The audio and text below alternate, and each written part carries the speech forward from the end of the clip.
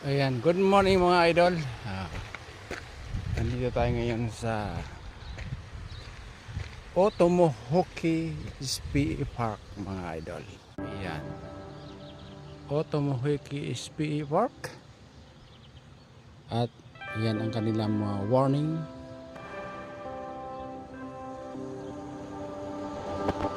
So magandang tanawin. Ang linaw ng tubig mga idol. Oh, kita nyo? So parang ang sarap maligo ngayon kasi mababa yung tubig niya. At yung current niya ay hindi masyadong malakas. Ayan. Ang gandang pagmasdan mga idol. Linaw talaga.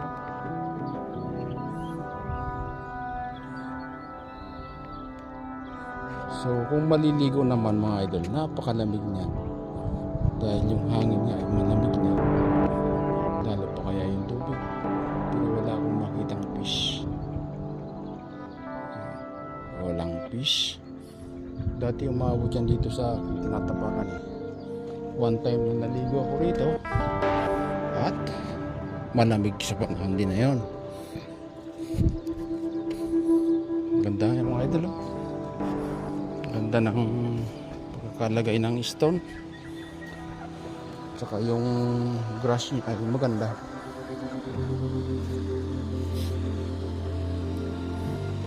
Ayan mga idol ang tanawin dito. Yun naman ay hindi sinabukas yung Love Otomohoki. Mayroon diyang coffee, ice cream, tsaka mga bread. Ayan. Pero ngayon taon na to parang hindi sila nabukas. Baka mahina o sa gustong mamasyal dito mga idol, matatagpuan natin sa Taupo.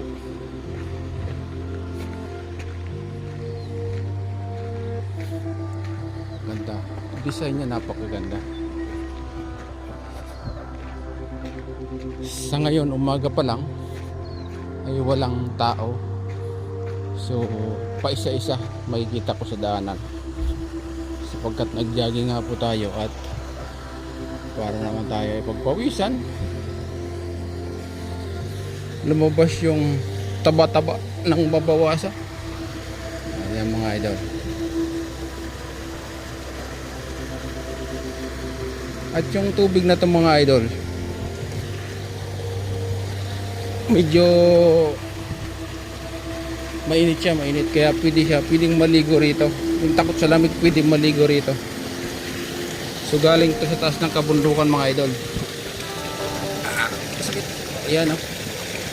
Warm siya, warm. Kaya lang mababa nga. Mahina ang tubig.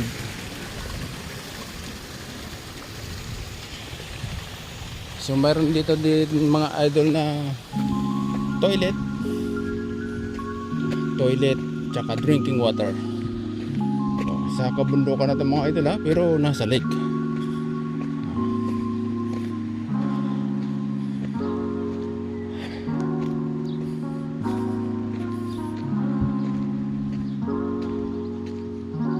Sa mga hindi pa nakasubscribe sa ating YouTube channel, please subscribe lang po. At maraming salamat. Ito yung drinking water mga idol. Lakas. At yan naman po yung mga toilet.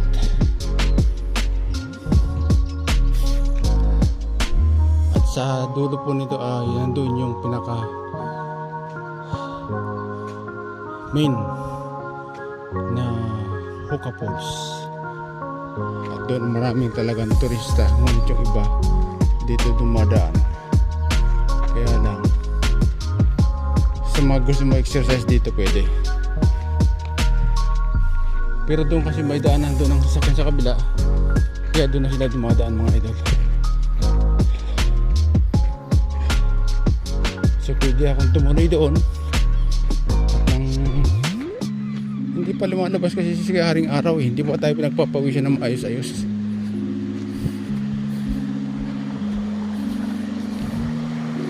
So yan mga idol ang kapaligiran dito no. napakaganda. Lalo na't kasama mo ang iyong mahal sa buhay. Yan, mga pamilya, mga idol.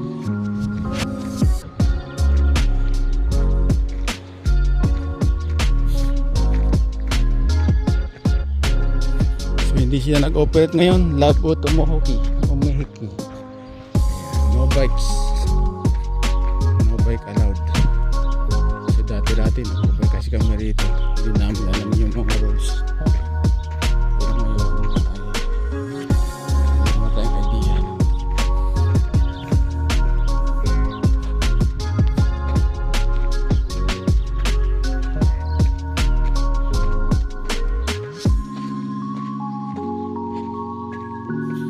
Yan mga idol, sa mga gustong pumasyal dyan, nakantao po at maranasan ang mga ganitong lugar.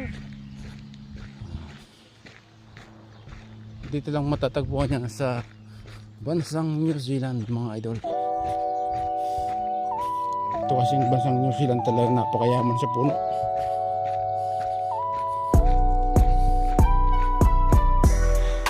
Puro tanim, hindi sila abuso. Kahit anong dilim yan sa kalooban yan na mga puno na dyan, wala dyan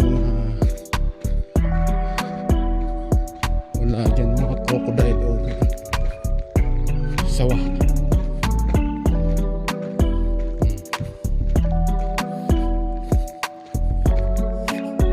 Ayun o, may ganso mga idol, palangoy-langoy lang, dalawa sa bandang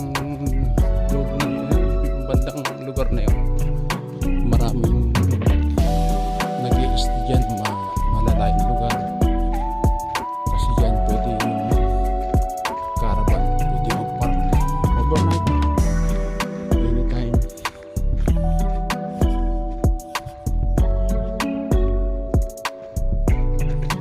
So madilim na kapaligiran at napakalamig.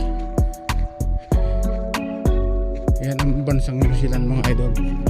Saan ka man pumunta, talagang ramdam mo yung lamig, makikita mo yung ganda. Minsan nga mas maganda pa dun sa kasama mo, diba? Yan, shout out dyan sa mga minsan